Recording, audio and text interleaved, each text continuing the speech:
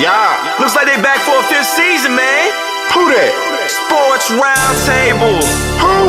SRT Crew. Whoa. SRT. They got that realness flowing in they DNA. Damn you lame if you ain't tuned to SRT today.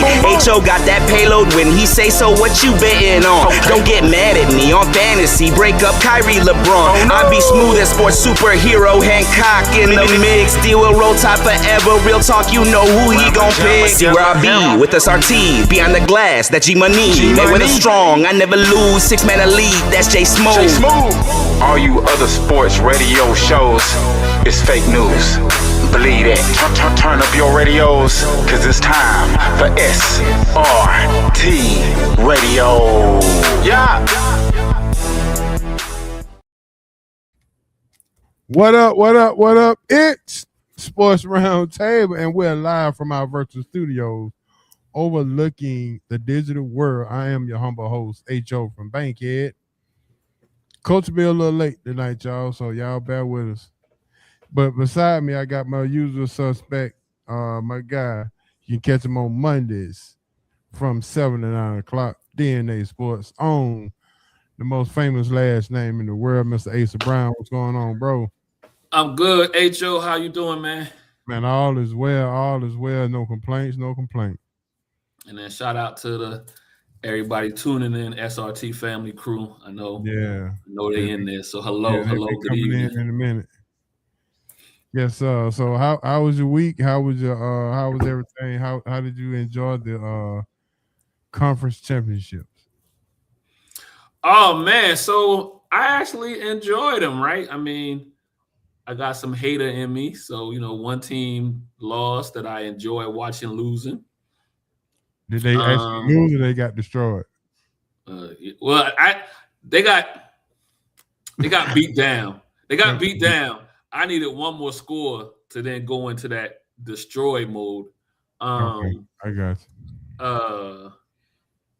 And then, for the most part, everything kind of played out the way I thought it would. Obviously, the Duke was the one that had the big question mark, right? Everybody was like, yeah, because they done messed it up for everybody. Yeah. So, but everything else kind of played out the way we thought it would play out as far as the games go. But then obviously the decisions, I know you'll get into those. Ohio State goes down. Was that a surprise for you? No, I had actually picked Ohio State to lose by 3. Okay, yeah. But you've been on the Indiana bandwagon for a couple of weeks now, I think. Ever since I've been on it all year. I've been on it since last year when they lost on the road to Notre Dame. I just didn't feel like that was a dominant game that everybody tried to say that Notre Dame put up against them. And at the same time, it's something to be said about first time on the big stage, and to get the majority of your team comes back. They didn't have a lot of people going to the portal, and so in every big game this year, I've been on Indiana, and I've been hitting home runs all year. Yeah, I thought it was gonna be more scoring though. I think I had the game like 27-24. 28-31. I thought it was going to be more scoring, but the defense came to play. Yeah. And I believe there's some letdown too from people can say what they want to say. When in a rival game the previous week and you beat your rival that you hadn't beaten in 6 years, I don't care who you are. That's a high that is hard for you to ramp back up again. And so, so a question for you with the Indiana Ohio State game. Does that give Mendoza an edge over Julian Sand in the Heisman talk? Oh yeah. It did. Okay. Yeah. Because the game came down to Mendoza. I mean, as far as him making plays, and he didn't make any mistakes. Now, granted, his numbers are not going to pop out, but if you watch the game, he made the throws to convert the first downs that were needed, and so and I know people are going to say, well, the kicker shouldn't have missed the chip shot and all that. Granted, yes, but that ain't got nothing to do. Most times when it's a pressure game like that, quarterbacks throw interceptions. Yeah, agree. Ask Miami. Ask Miami, huh? Yeah. For sure. Ask Alabama. Yeah. All right, before we get into the hot news, we had breaking news today. Michigan head coach gets the boot for improper relationship with a staff member. So once again, you can't control your hormones, and you about to lose out. You lose your job, now you about to lose out on a $14 million buyout. I smell BS. You smell BS? I smell BS. Okay. This relationship, if the relationship started, it ain't start 2 weeks after they lost. Said it was consensual. They said it was consensual, but also inappropriate for the university. I'm not giving this. I'll put it this way, because I don't want people to jump in being like, well, at least at the end of the day, he's not being charged of any. He's not being charged any criminal charge as far as inappropriateness with the opposite sex, right? Right. This is all about, to your point, they have this thing where at first, when I first heard, I thought they were talking about maybe him with the student. So when I really kind of looked at it and realized, I was like, ooh, it's not with a student. Cool. It's with another, basically another employee. Mm-hmm. So my first thing I would say, to your point, I'm gonna agree with you. Listen, this I will say, if you are going to mess with somebody on the job, you always mess up, not mess down. So what I mean by that is the person has to have just as much or more for them to lose as you can lose. So that's a good point. Because we're not going to get here and talk about when people be around each other for 8, 10, 12 hours a day, that these things don't go on in any corporation, in any, in any business environment. Let's not put these kind of blinders on. But I will say, if you are going to find someone that you find fancy with on your job, my suggestion would be she, in this case, talking to men, she would need to be more powerful than you. In position or however that is. So at the end of the day, when things, because they will go left, go left. When they go left, they have just as much to lose as you do. Now, that's that personal side. That's my thought process on that. Now, as far as just Michigan or whatever, hey, listen, they were looking for anything to get rid of this man.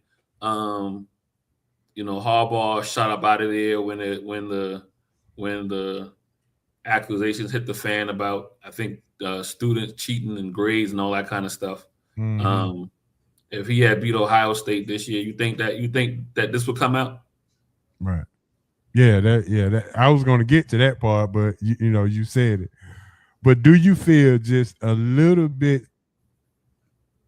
some type of sorrow that it's a brother?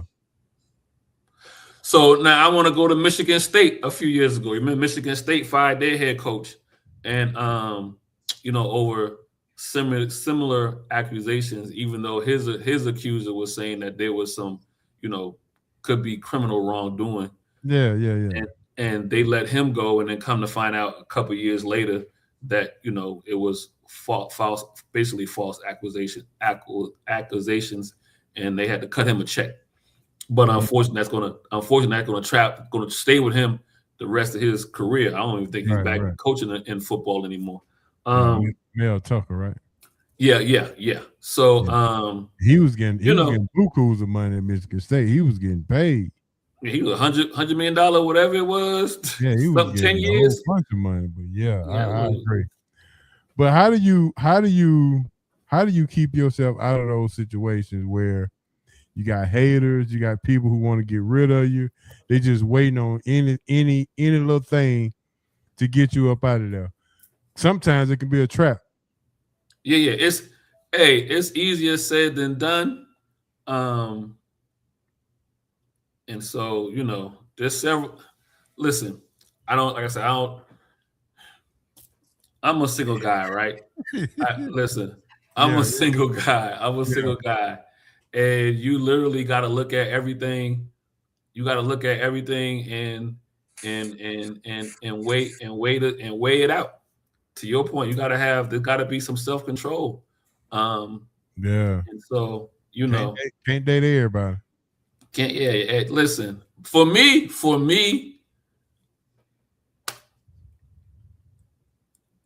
you don't cost that much. You get what I'm saying? Like, yeah, I do. It don't. If like I said, because it's going to go left. I don't care what nobody say. At the end of the day, it's going to go left. Even if you wind up, that's the love of your life, and you wind up marrying a person the whole nine, it still go left. Look at the two people at the Good Morning America show. It still went left, right? It went left. So for me though, it's a bottom line thing. What you may have don't cost what I'm making. Period. Do you think, and we go get to the Ohio State, if they beat Ohio State, does this even come out? Nope, it does not. It does not come out. It does not. So if he makes the playoffs, if he has a better record, let's say that he's 10-2 and they make the playoffs, this does not come out. What were they this year? 7-5, 8-4? So I think they lost. And he mishandled, and he had one of the number one recruits at quarterback, and didn't really see nothing out of that. So to your point, they were looking for something to go ahead and separate themselves from him. And guess what? And I can do it without having to pay out the rest of your your contract. Yeah, that's the thing. If you get fired for your wrongdoing, then the contract, the buyout is dismissed. Yep. Now he may push back or whatever, and they may settle something, and then get a little non-disclosure or whatever. But still, just like Mel Tucker, then that's going to follow him wherever he goes. Yeah. And so it's hard for brothers to get jobs these days. So yeah, that's I hate it for my man, but hey, it is what it is. Like I said, you gotta is what's being offered to you worth what I'm already getting? And the answer to that equation is always no. Right. Yeah, I agree with that for sure. All right, well, since we had that little tidbit, let's go ahead and jump into some hot news. And I already know the hot news sponsored by Big Easy Grill. Big Easy Grill, 1193 Collier Road, Atlanta, Georgia. Big Easy Grill, Atlanta's best kept secret. And I think Coach is trying to come in somehow, but I don't see him no more. But Big Easy Grill, 1193 Collier Road, Atlanta, Georgia. Make sure you get on over to the Big Easy Grill. It takes 2 bites to get rid of 1 shrimp, for sure. And that is true. That is true, huh? That is true. Get rid of 1 shrimp. So that's the verification right there that I've been looking for. But yeah, Big Easy Grill, Atlanta's best kept secret, 1193 Collier Road. Make sure you mention SRT and Sports Roundtable. And Michigan finished 9-3. Excuse me, HO. Michigan finished 9-3. So they actually had a decent year. 9-3. He actually was doing a decent job. Yeah. I shorted him 2 games, so he actually 9-3, first transition year, and so yeah, he really fumbled this bag. He fumbled it. Yes, sir. All right, welcome to the show. My main man, Coach, is in the building. What up, Coach? Coach. Glad to have you. We hoping you weren't speed racer trying to get home. Man, I was, but I saw a wreck, man. God, dog, a car whole front end got knocked off or dented in. I'm like, well, be careful. Okay. Cuzzo said, when we going back to the grill? whenever you decide to get up, get out your seat, get in a car, and drive. There you go. Hot dog. Yes, sir. I was just doing the Big Easy Grill sponsorship. 2 bites, get rid of 1 shrimp, and let's not forget the red beans, rice. All that. Hey, I'll put it out there. We got to look at the schedule and see which either college football playoff game we want to watch or which wild card game we want to watch. Yes, both of those should probably happen in about 2 weeks, right? So yeah. It's about to happen. So we are into the hot news, and Lord. Please don't tell me what y'all talking about. I already got an idea. We were talking about Michigan coach, how he fumbled that. Inappropriate, but coach, we're gonna let you, as I look at what I got to talk about next. I'm gonna let you talk about, because I said, when you get in these positions as a brother, you got the haters, you got the people who don't want to see you there, and you got all kind of traps and setups. So you have to be careful. You have to be careful. And it can be what they call it a plant. You got plants and everything that's in all kind of organizations to try to get you to, because they just waiting on that one little thing to say, okay, I got you now. I got you. So I think in this case, it was that. So, but I'm gonna let you go ahead and talk about that. Let me look at my notes real quick. Your thoughts on what happened with Michigan head coach. Is it Sharon? Yeah, Sharon Moore. Sharon First Moore, of all, something in my mind, and I hated to look because I just saw it popped up on my phone when I was driving. I ain't racist, but it was a white girl. I said, "Oh gosh." Was it? Yes, it was a white girl. Okay. Oh yeah, that I could easily say that was a plant, but I'm gonna hold on. Hey, coach, what I told H.O. was it always goes left. And left. Give him your motto that you say that's run right there. Always mess up and don't mess down. Yeah, there's two rules to this thing. If you're gonna do it, she got to be in a higher position than you, so she got to have just as much to lose as you do. And then the second thing is, in your mind, you should be like, well, really, number 2 should be number 1. Whatever's being offered to you is never worth what you already getting. What did Chris Rock they say in his movie? I Think I Love My Wife. You can make a lot of money. You can make a lot of what he said. You can lose a lot of women chasing money, but you lose a lot of money chasing a woman. Yep. And Speedy Moore. I just say this. I'm gonna pray for the man because he needs prayer right now. He really do. It's gonna be a hard time for him getting another job, coach. I'm gonna be honest with you. Well, unless he knows somebody down in Division 1 AA or something like that, or another maybe, job on this level is what I'm saying. Oh no, it ain't happening right now. Or maybe in the pros, he could sneak in the pros, be some kind of coordinator, and duck out for a few years, and come back. He lost out on a $14 million buyout. That would hurt me. Let's see. And she probably get Gatorade for the staff.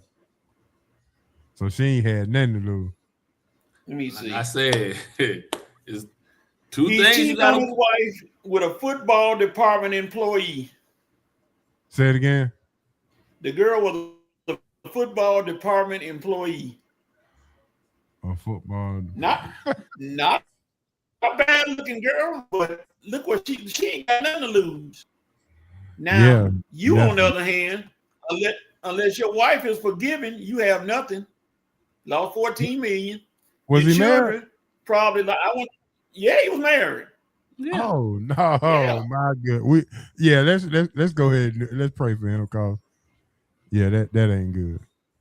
That He's is gonna need not some good. serious Again, prayer. like I said Because before, whatever's being offered to you is not worth what you already getting. Thank you. It's not. Listen, the It's more not. we keep talking about this keeps sounding like a setup. I'm gonna be honest with Wait a minute. His wife is white. Ooh, okay, it just gets better and better. It just gets better and better. better and better. Well. Sharon Moore. Yeah. Your name is gonna go out all over the place. Mm-hmm. And Well, we said before you came on, Coach, you was like, if he beats Ohio State or makes the college football playoffs, they don't say nothing. This is Asa, could you please say that again for the audience that may not have heard you? Could you please repeat that? I said they beat Ohio State or make the college football playoffs. We don't hear about this. We don't hear about it. This at all for sure. Or if they, because you also got to remember he is kind of the last of the Harbaugh, coaching from all the other scandal. Call him leftover. Or they cut him a check for him to walk away on his own. You know what I mean? Yeah. Mhm.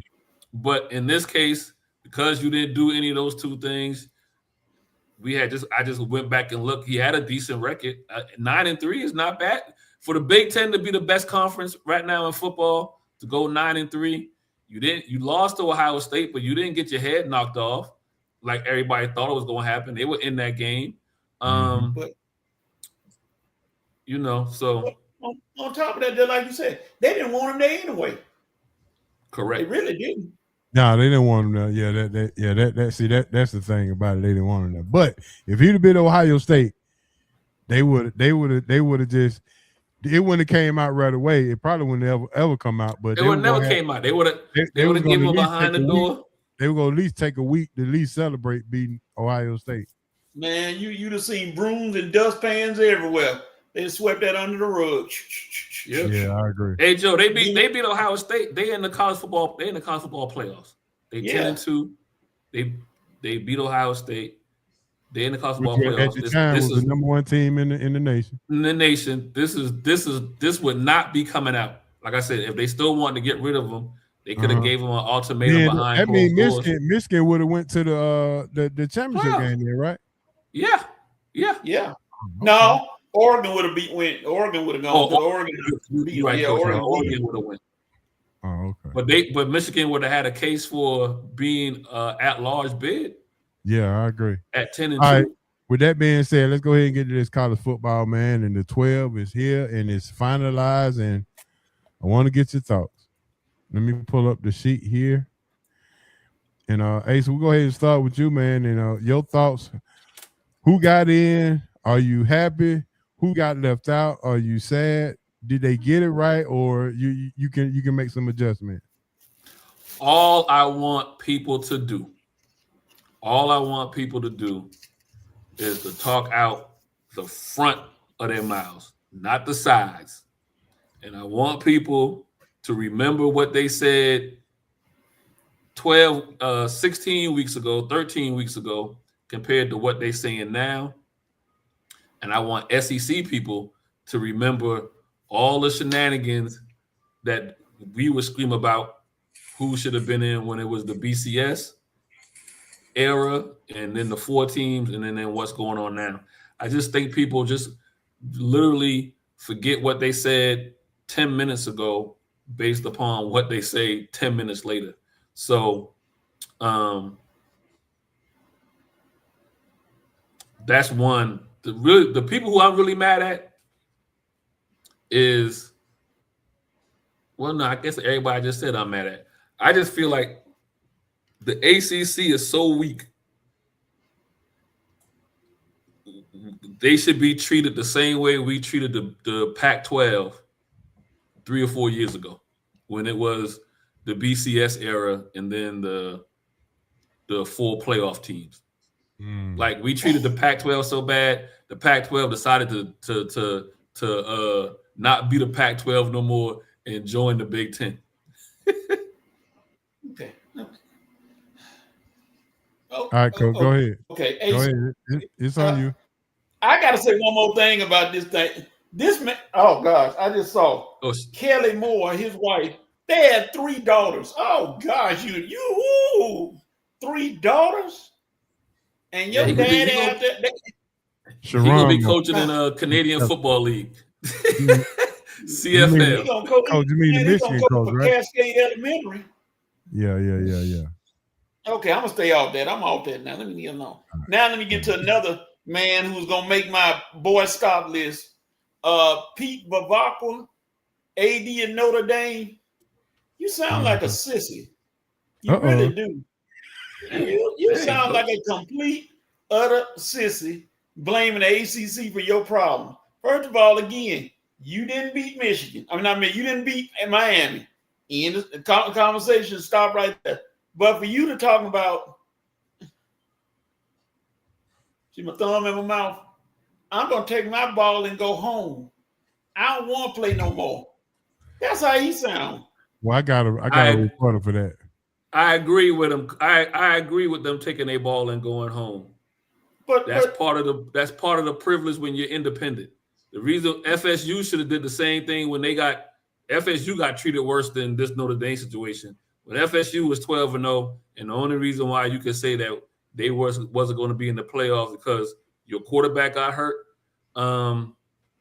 Okay, what I didn't realize having certain players on the field was determining whether or not you should be in the playoffs or not.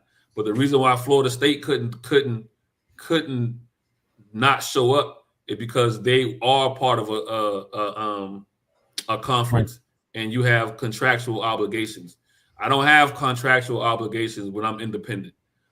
No, I always wondered why Texas decided to join the SEC. Granted, I know it's money, right? But Texas kind of already had their own money and their own network, and they got oil money. There's to me, I'm looking at this as there's more advantages to me to being independent than it is being with a conference if your school has the funds to do so. All right, so let me respond to that as well. Okay, Notre Dame, in my opinion, said just like having an independent artist opposed to signing with a record label. Notre Dame said, I make enough money throughout the year that I don't need your bowl money because my bowl money helps pay all of you guys who didn't put us in the playoffs. So we're not going to play in a bowl game to help and put money in your pockets. Okay. So that's what what about the kids who may have wanted to play a bowl game? Well, I'm pretty sure they're getting enough money. Yeah, but I thought they would want to play just for the. I don't know. It's bad all the way around. Coach, let me ask you a question. Where were they at? Where were they at last year? National championship game. Okay, most of those guys that aren't playing this year played last year. What's the likelihood of Notre Dame being anywhere between 9-3 and 12-1 next year? It's gonna happen. They'll be in the bowl game next year. They might wind up being in the playoffs, but they'll be in the bowl game. They signed the contract saying if they finish in the top 12, they go automatically make playoffs. Yeah. So missing this. Yeah. So no one's missed anything. No one's missed anything. You got some kids who in their 4 years there, they'll miss one, obviously they'll miss one bowl game. For the young men that are graduating, all of them can say I played in the national championship. He's already rushed for almost 2,000 yards. He ain't got nothing else to prove. He gonna be in New York. Then wait, I gotta tell both of y'all something. Let me backtrack on both of y'all. Don't be trying to throw all this logic in there. don't need no logic. We talking about some feelings. Oh, hold on. You just don't like Notre Dame, then I guess. Oh no, I like Freeman. I like Love. Love is one. It should get the Heisman, but they gonna give it to Mendoza because he finished 12-0. But Love should get it. But anyway, I like Notre Dame. They beat USC, beat them fair and square because USC act like they didn't know. Because I was gonna say maybe you don't like them because they beat USC. No, they beat USC fair and square. All right, they didn't cheat. They ain't no cheating going on. They just came out there and beat their butt. Hey, coach. The reason why I'm going hard for Notre Dame is because everybody should have went hard for Florida State a couple of years ago. Because what happened to Florida State can happen to everybody, and nobody went hard for Florida State. Matter of fact, I remember everybody talking. Everybody really kicking Florida State down, and then when Florida State went there half-hearted and played that game against Georgia and got beat 69-6, then everybody kind of used that to be like, oh, see, Florida State wouldn't have did nothing in the playoffs, but you had already snatched all the emotions out of those young men. Why, I guess this might lead to, if you're supposed to be in the playoffs and you truly believe you're supposed to be there, why would I want to go play literally at the Pop-Tart Bowl? Why? But the thing about and the double whammy to that is the kid that got hurt, the quarterback, what was his name? Travis something. Randolph. Travis. I don't want to say Travis Scott, but that's the artist. They say he might not even play football anymore. Yeah. He tore his knee up real bad. Yeah. Mm-hmm. That's a double whammy. So I'm like, but I'm gonna hold this for my boy stop or something else because I got something else on the Miami and Notre Dame thing. But here come the Georgia. I got more too, H.O., but I'm gonna follow your lead. To be honest, I say this way. To be honest with you, if you really want to be like what they say, keep it a buck, I can make a case for Notre Dame and Miami not to be in the playoffs. Yeah, we could probably make a case for Texas and Vanderbilt to be over them. No, I can make a case for BYU to be there. If Alabama's in, BYU supposed to be there because y'all telling me how important the college your conference championship is. Alabama lost, got their head knocked off. So BYU lost, got they their got head their head knocked off. But BYU's strength of schedule was stronger than Miami and Notre Dame. Yeah. Well, everybody's schedule gonna be stronger than Notre Dame. So, but I'm just saying when people try to make these arguments for why people, that's why I said I need people to sit down and really be honest about, and it really might be what Coach just said. It's about feelings and it's about money, right? Yeah. Because anything else is not going to make sense when you try to make the argument. Because what you do for one school and you don't do for the other, you can't tell me. Everybody don't have the Alabama privilege. Ain't no way they were gonna leave Alabama out 2 years in a row. Just wasn't gonna happen. Well, people trying to talk about 3 losses with Alabama, but I got the same mindset as them. Don't even just eliminate conference championships because Alabama lost. They won their games. They only lost 2 games. Plus, they beat Georgia. Then the conference champion. You can't penalize them for losing in the conference championship. But let me penalize BYU for losing. But that's the point, Coach. They penalized BYU for losing in the conference championship. Look, BYU was 11. They lost. They fell. Alabama lost. They did not fall. Both of those teams got their head kicked in. Matter of fact, Alabama never led. At least BYU could say, I led. They were up 7-0. At least they could say that. But me, you, and H.O. rushed for more yards than Alabama rushed in that game on Saturday. Yeah, I agree. Alabama beat Georgia early in the year, but Texas Tech beat BYU twice. Thank you. There you go. They got boat raced twice by the same team. Don't do him. I pulled this up just because I knew you were going to do that. I mean, I'm not pulling for either one. I'm just giving you the facts. And see, said. And I'm about to say, and we've seen this already when LSU wind up playing Bama twice in 2 weeks and the national, and the conference champion and national. Like, we've made these excuses all the time, so it didn't matter about if I wanted you in there, I wanted you in there. Let me go ahead and give you my solution. Because Smitty said he just texted me and said he gonna be just a little bit late, so we got a little more time. Conference champions, games, winners automatically go. And now since the Pac-12 is not with us, we got the Power Four. You got the ACC, Big 10, Big 12, and the SEC. So that's 4 teams. The highest ranked team out of the next group get the 5th spot. Then we got 6, 7, 8, 9, 10.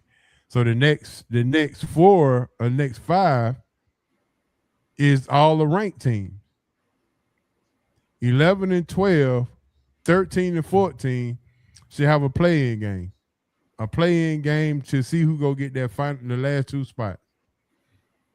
And once that happens, and the reason I'm saying that, you got 12 teams. How many teams can win the national championship out of those 12? Oh, 6. All right. Do James Madison have a chance to win the national championship? No. Yeah, they got just a good chance. Anybody if wasn't ain't don't show up. Really, honestly. If Oregon, I know they have a chance, but realistically, do you think they'll win the national championship? Maybe I should ask it that way. Yeah, because they're gonna have they're gonna give everybody some kind of drink to slow them down, and that's about it. Do Tulane have an actual chance, a realistic chance to win the national championship? On college football, on PlayStation? I don't think nobody on God's green earth want to see neither team that don't have a chance to even win the national championship play and waste our time on watching it on TV. Well, so I think they should have a play-in game for the last 2 spots. So this year would have been Notre Dame, Texas, Vanderbilt, BYU. Hold on. You had Texas, you had JMU and Tulane. So them 2 will have to play and probably BYU and Texas to get into the final 2 spots. Yeah. And if they hadn't played them 2, then they wouldn't have made it. I'm just glad they didn't let the ACC champ get in there. Who won the ACC? They should have, though. But I think that's what HO is saying, though, Coach. Yeah, they should have. Next year they would. Next year they will be in it. Man, ain't nobody rewarding Duke with 5 losses. We ain't no winning there. No, ain't no. Hold on. Don't use the name. Just say the ACC champion. Don't say the name. I knew that was coming. just don't say the name. Go ahead. Before. So listen. I'm going to compare this to the NCAA basketball, right? Even though I know football is a wholly different, a different beast than basketball. But the purest thing about what used to be the purest thing about the NCAA basketball tournament and the selective Sunday, and what they still have is, if you win your conference champion, no matter what your record is, then they already understand that's going to shake up the rest of the bracket, because they may project someone to be a number 1 seed or a number 4 seed or whatever that seed is, but then someone goes on a run and wins. And I'll just use, in this case, I'll use the ACC. You may have already said, you know what, Duke, North Carolina is going to still make the tournament, but are they going to be presumed to be a number 1 seed in whatever bracket they wind up in?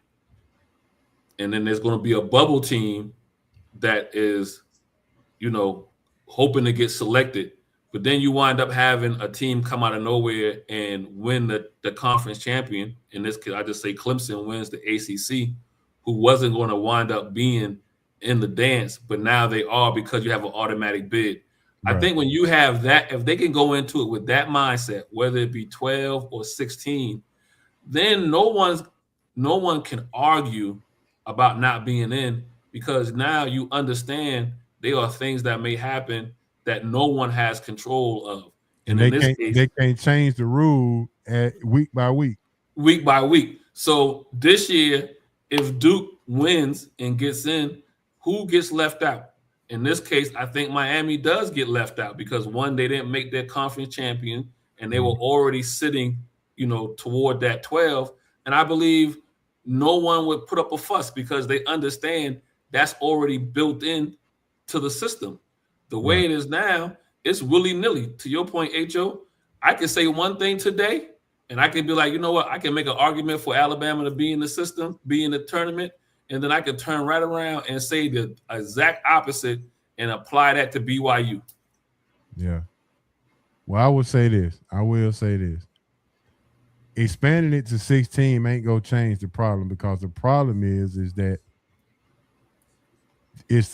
if you expand it to 16, that means 17 to 18 going to have a problem with not being in as well. So the problem just moves along with, as soon as you expand it, you still got the same problem. You're going to have problems with people saying that they should be in. But if you had them play-ins for the last two spots, I can guarantee you, earn your way in if that's the case. Why you you're saying the G5 schools should play for the last spot? Yeah, let them play a Power 14, like a Vanderbilt or a Texas or a BYU, to prove that they belong, at least in the playoffs. Because otherwise they go get boat raced the first week, and we would have wasted, we'd have wasted. I mean, I could have cut the grass that Saturday instead of watching that. But either way, it's going to be that. So, all right. So moving on to the Eagles. Are you concerned about the Philadelphia Eagles? They Jalen Hurts had a -3 in the fantasy this past week, and I lost. Man, I gotta throw. I'm right now probably going to have to throw away my whole Super Bowl pick, because my Super Bowl pick was Philadelphia and Baltimore, and so that's not looking like it's going to happen. Even if Philadelphia somehow they leaking oil real bad. Yeah, I'm concerned. And granted, I know you just mentioned what Jalen Hurts and how he looked or whatever, and turnovers. 2 turnovers. Yeah, I know, right? I'm not trying to not. He's accountable for stuff, right? But the Eagles are built to run the ball first, and then everything off that is how they operate. And I think we can go back even to Jalen in college. I mean, he was somewhat of a gunslinger. He was more of a gunslinger at Oklahoma. We definitely know at Alabama, it was hand that rock off and you're going to throw the ball 17 or 22 times. But because we done pound the opposition into mincemeat, you got one-on-one. You know what I mean? You got one-on-one matchups on the outside. Mm-hmm.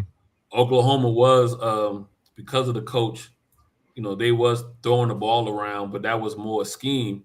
And so that's why I feel like in Philadelphia is more set up on what he was like in Alabama.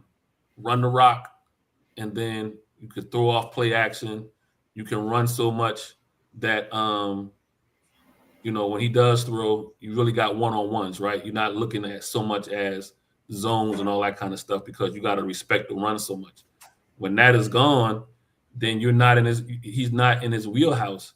And I guess my last point with that being said, and it's even harder when you got a guy that will constantly throw you and anybody else under the bus because he's not getting his touches. All right, Coach, what you got? Okay, breaking news. Just in case y'all didn't know, Sharon Moore was detained by the police this evening and turned over to police in Pittsfield Township for investigation into potential other charges. It's good. Oh. It's good. It's good. So it was. Remember, I said we were saying HO consensual, but maybe it was some other shenanigans going on. Look, this getting gooder and gooder. Good and gooder. and they said a girl is pregnant. Like, God, what? Yes. Oh, and he married? Oh yeah, he ain't gonna get another job. Yeah, he might. Nowhere. Yeah, he done. Hey, HO, let's get Carletta on the line and have her opinion. Well, she's here. She's already said hello. She was looking for you too. Hey, Carletta. Canadian Football League is where he going. Maybe he can coach. You mean Cascade Football League? He gonna be coaching his. He ain't getting more trouble in Canada than he will in the United States. He don't want to go over there. He seemed to have a thing for the 2%. So that's just terrible. It's that bad. The worst. The guy, I'm like, God, dog, come on. All right, so here we go. Who's your Heisman winner right now? Coach, I already know who you got. Go ahead, Asa. Who you got? Mendoza, Indiana. Coach, you going with Love? Or you going with Love? I'm staying with Love because he was big time. I know Mendoza with the pass everybody talked about. He made a great pass, a heck of a catch. He won. He finished first. He went undefeated, beat the number 1 team in the nation when he had to win. So yeah, that's gonna go a long way. But that was more defense than offense because they didn't score over 13 points. I agree, but he go get the credit for the last drive that he did. Yep, and the game against Penn State, they wouldn't even,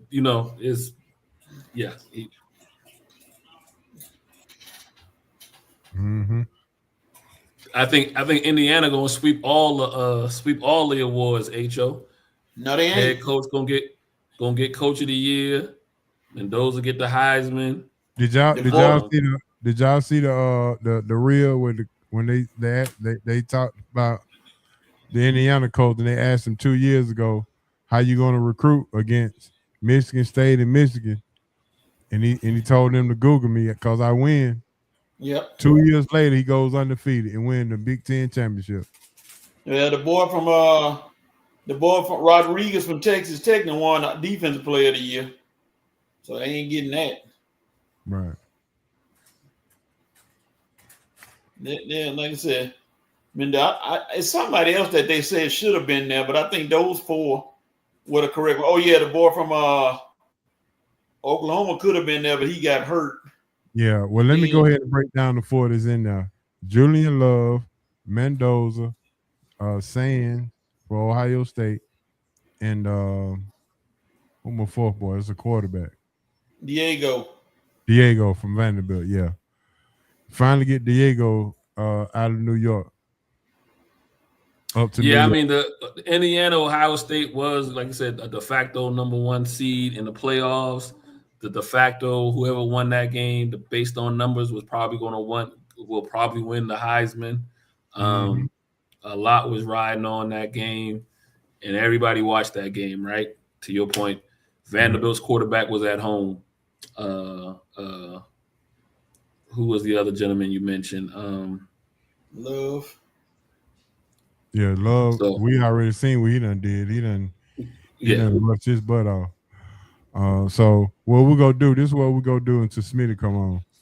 I'm gonna give you the question of the day, and then we're gonna go to Ballers and Busters.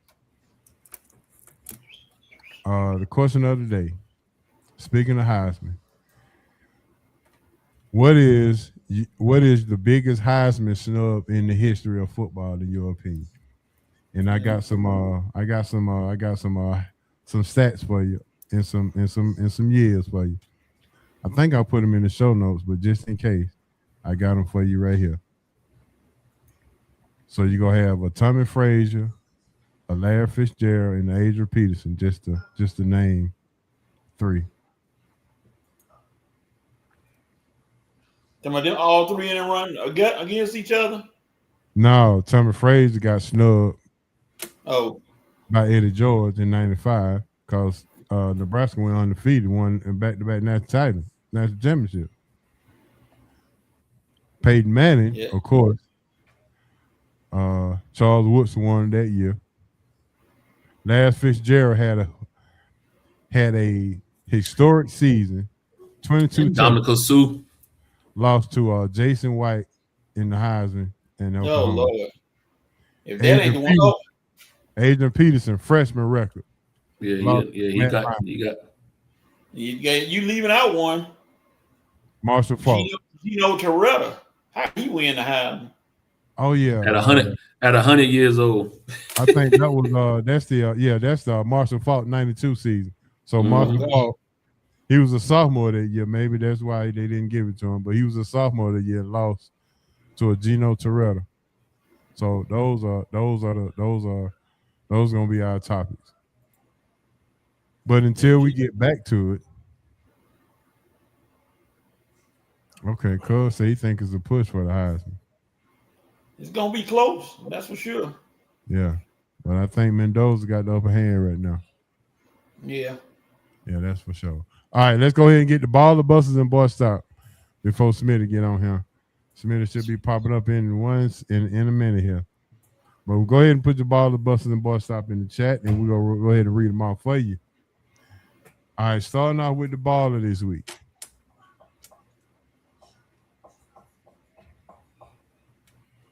How can I not give John Shire and the Duke Blue Devils a baller? We're going up to Breslin Center and beating a tough-minded Michigan State team at home by 6. So shout out to John Shire. He's learning how to coach as he's getting older. He's learning how to actually close games. Maybe we should get him in the Falcon on the sideline for the Falcon and help them out. But that's my baller this week. John Shire and his coaching ability to go up to Michigan State to be a tough-minded Michigan State team was actually pretty good. And they came out with a victory. It was loud. And Deshaun Tate, he texted me and said, "Hey, man, y'all did a great job. Good game, bro." I said, all right. But, all right, we're going to hold up for a minute because Smitty just popped on. So y'all hold your horse to give you a little more time to think about your ballers and busters. Because I know y'all ready for this Falcon report for sure. I know y'all got plenty of questions. Ladies and gentlemen, yes, sir, we are here. And it is time for the Atlanta Falcons report with my main man, Smitty Smith. Yes, sir. I know my boy Ace ready to grill me today.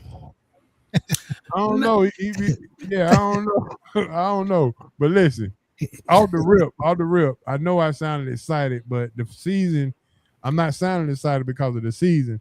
I'm sounding excited because my main man, Smitty, has been dropping video left and right, dropping that knowledge and telling folk how it is and what it is. And let's go ahead and get it out the way, Smitty. Reports has come out via Twitter tweet. A known reporter, and you just did a video about this. Yeah. Raheem is, what did it say?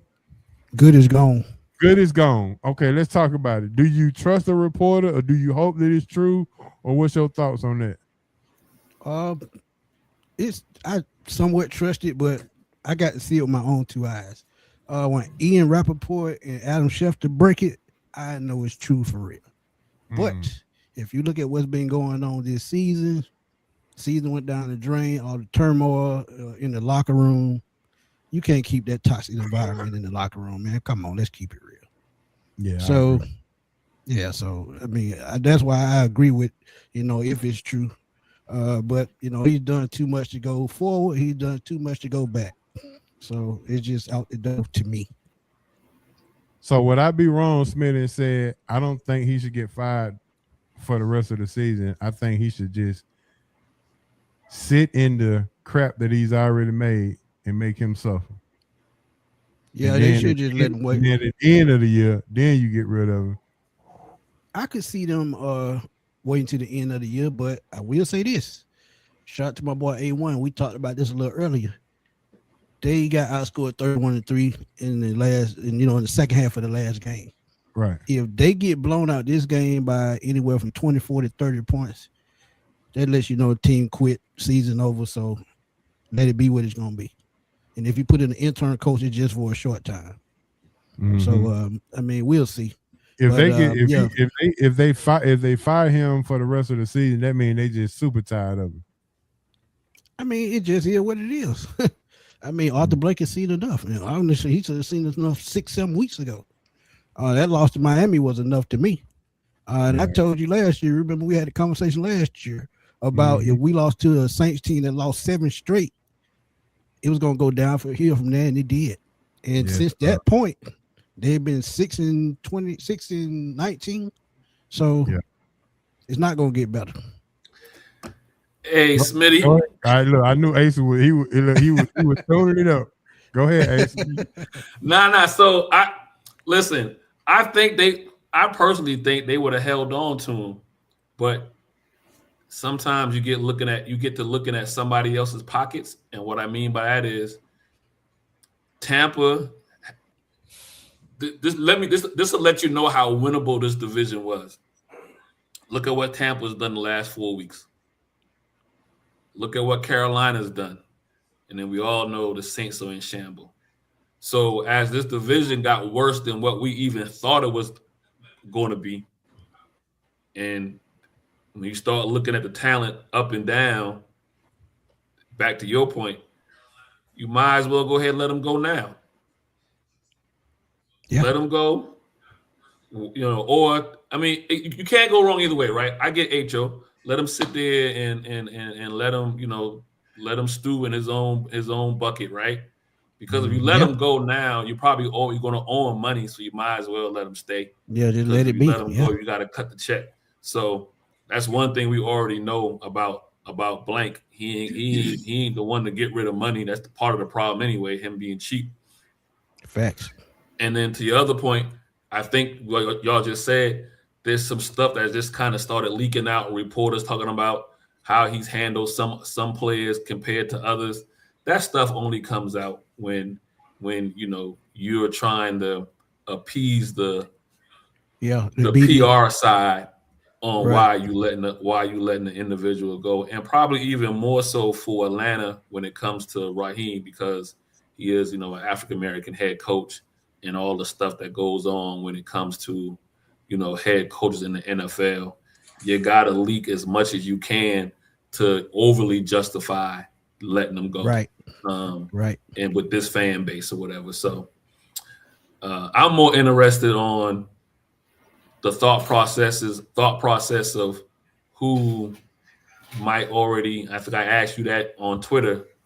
My first question was, what have you heard or of who they might be looking at?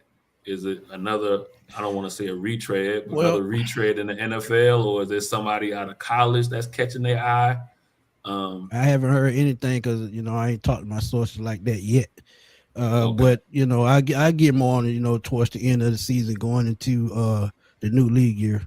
That's when most of, the news starts coming my way. Coming out. So, I want to get ahead of it though. I want to get ahead. I want us to go ahead and put some names out there so we could be like, yeah, we already said that. I feel like Dabo might be one.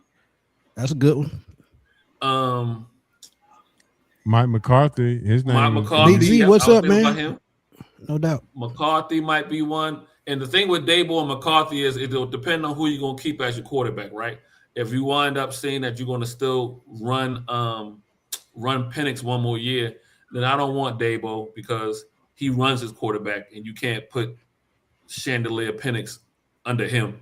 And then if you wind up, how you gave that man a name already, man? Come on, dog. Oh man. So hey, listen. Somebody asked me over the weekend. They were like, "Hey, Penix got to learn how to throw the ball with touch." I'm like, he done had 9 shoulder surgeries. He probably can't. He don't know how to throw with touch. But if you were watching the Indianapolis game, he actually showed. You was watching Indianapolis game. He actually showed that he had been working on that because he threw about 3 or 4 touch passes that game. So he was working on that. But you know, when you got a signal caller that can't make a collect call in a phone booth, it don't matter what you try to do. So I wouldn't mind seeing McCarthy I wouldn't mind seeing McCarthy. And Dable, now again, Atlanta got to figure out their quarterback, right? If you're going to wind up holding on to Cousins, yeah. Now Dable is not going to work with him. You might, in this case, look to go toward McCarthy. Well, let me stop you right there, and this is, you know, the way I think, because you know I just been analyzing what they've been doing the last 10 years when it comes to coaches. Point blank, period. They're gonna do it their way. So whatever coach they bring in, I feel like they're gonna have to work with Penix if he comes back next year. If they get a report, depending on how the procedure goes, because it was total reconstruction. So depending on how that goes and the timeline on his return, that could have a lot to do with, you know, the coaching as well. Because if he's out all next year and you have to have a bridge guy, what if that bridge guy comes in, takes you to the playoffs, puts you on the run, depending on the coach, puts you on the playoff run, and then you sitting back thinking, when Penix comes back, we got to get back to Penix. So do you go away from what's working to appease that number 8 pick? Or do you stick with the veteran and keep the ball rolling in the right direction? See, that's the question that we're gonna have going forward. I like what you said the last time you was on. And I think you had mentioned Kyler Murray. And it's catching on. And the funny thing about it, I used it as an example. But the more as time went on, I started to think, hey, Jacoby Brissett doing his thing in Arizona, and they've been having problems with him and the coach. And that's the second time. Cliff Kingsbury was the first time. Now it's Gannon. So is Kyler Murray the problem? Maybe he just want a fresh start, and sometimes you have to call confusion to get that. He has the contract, and even though it's only $43 million, which is cheap for a start in the NFL, and it's actually just a little bit more than what we paid Kirk Cousins. So that is something I would absolutely think about.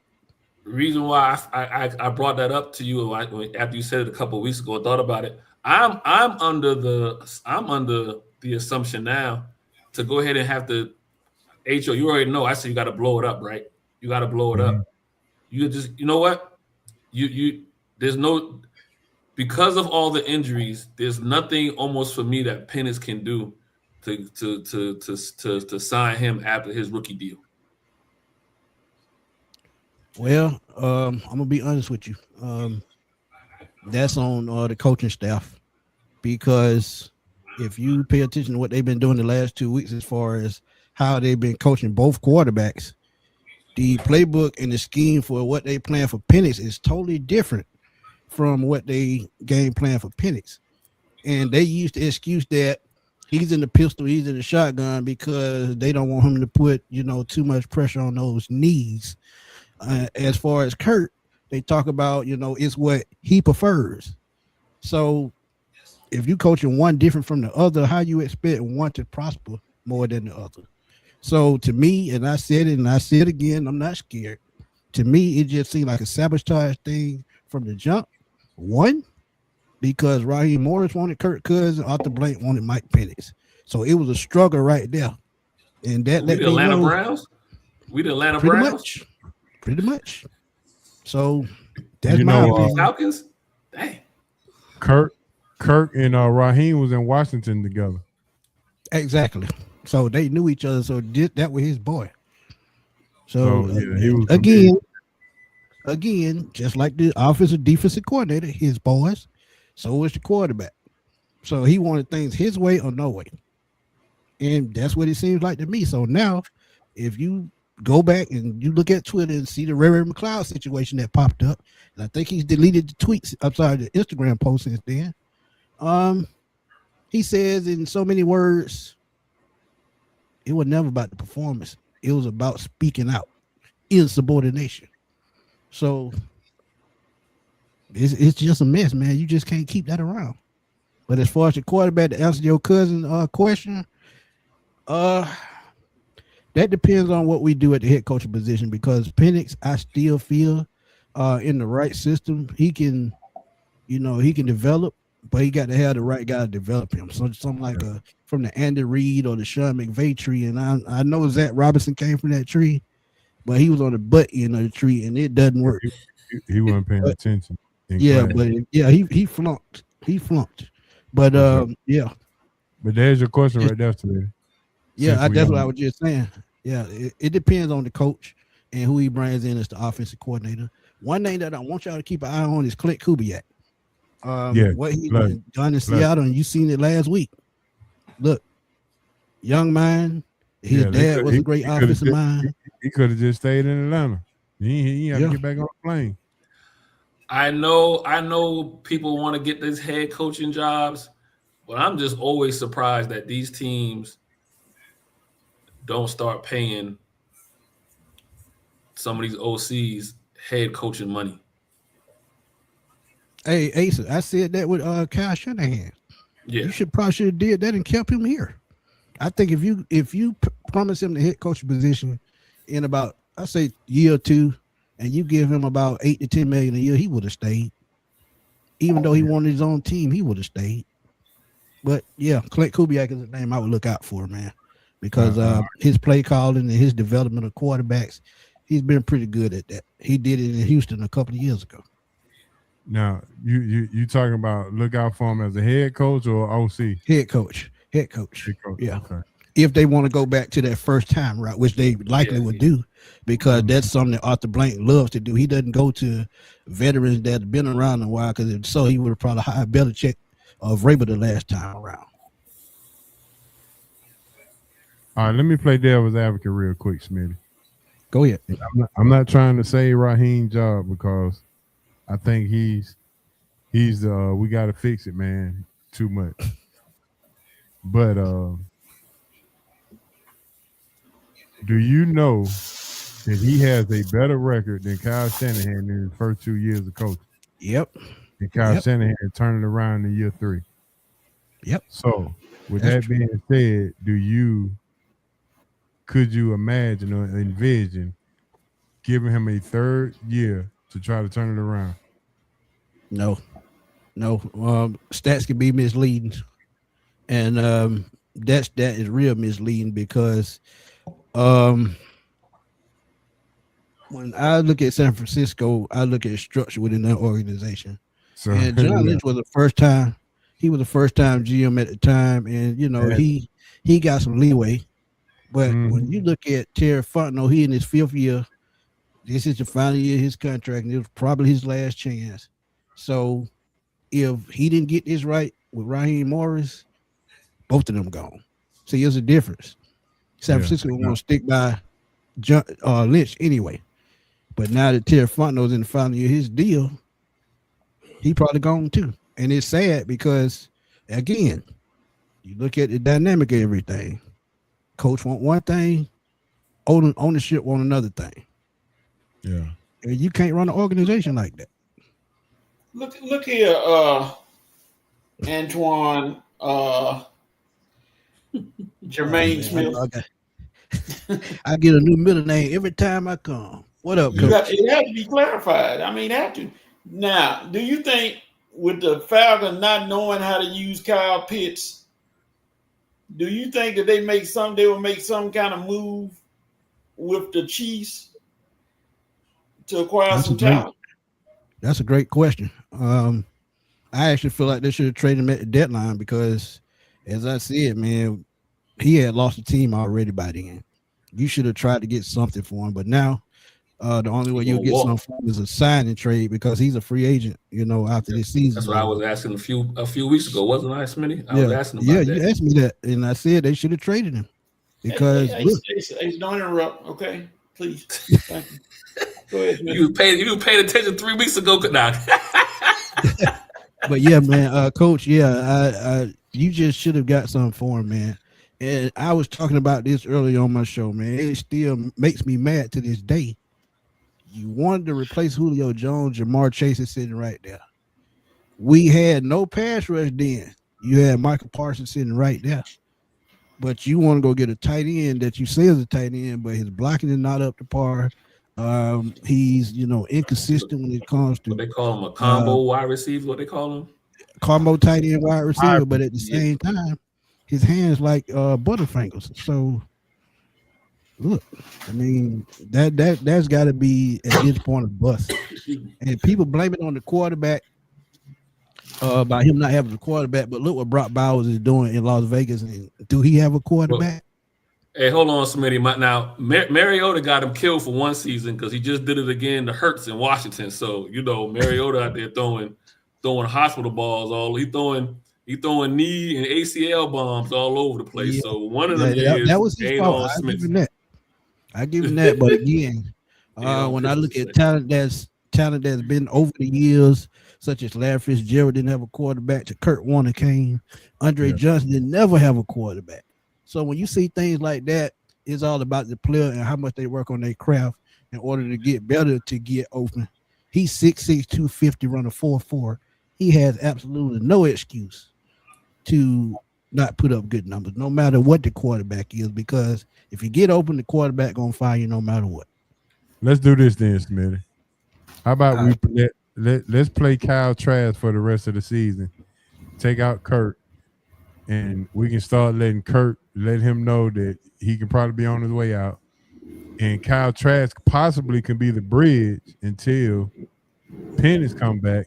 And then we can see, since he played with Pitts in Florida, then we can see how he can get Pitts on track. I can see that. It'll be somebody he's familiar with, and the thing about it, Kyle Trask is a prototypical size for a quarterback. He's about 6'5", about 240. So, I mean, he has all the tools, but I don't think he got a chance because in Tampa, when he got there, Tom Brady was there. Then Baker Mayfield added. So, he didn't get a fair chance, but, I agree. I can see him playing, in 2 of the last 3 games, especially since we ain't got nothing to play for. Because Kirk Cousins, let's be real, he just woof. At this point, his noodle arm just about to give out. It's almost over. Yeah. All right. So what if the coach that comes in is ready to rebuild the team the way he wanted to? Who's the most valuable player on the Falcons team right now? Is it Drake? Is it Bijan? Is it Algier? Boy, you don't know how many times I answered this question in the last 2 weeks. And I'm going to stick to what I said. And y'all might not believe me, but I'm going to say it. Those 2 defensive ends they just drafted are great building blocks for this team, especially if you hire an offensive coordinator. Bijan has the most value. Drake has the second most value. If you want to rebuild your team the right way and you don't have a first-round pick this year, you could get 2 for Bijan. You can probably get a late 1 or early 2 for Drake London and maybe a 4th. So if you want to do that, hey, build around those young cats on defense you just drafted, along with the 2 defensive tackles you just drafted last year. Build around the defense. Smitty, I don't think I think if you get the right coach that comes in, you don't have to make a lot of moves at all, to be honest. No, you don't. I agree 100%. If the coach want them there, though, Ace. That's what he asked what's the coach. He asked about the coach, but I feel like any coach we just mentioned, if we sit back and just look at we just sit back and look at Atlanta's offense. The defense, them boys are young. Most of them boys are still under rookie contracts. Ain't no need to even touch them. Mm-hmm. But if you look at the offensive side of the ball, Drake, Pitts. Well, take Pitts out of it. He gone. I mean, he probably gonna be gone. But I'm just saying, if comes back, if he takes less money and gets more guaranteed money, if that makes sense. Say like I'm with you. Say like he making 30. Say like he making 13 this year, but since it's number 1 up to par, you give him 3 years, maybe $30 million to $10 million a year, and then you add in more guaranteed money on the front end, front load the contract, then maybe he'll come back. But I mean, I'm banking that maybe no one really goes at him because his numbers weren't so good here in Atlanta.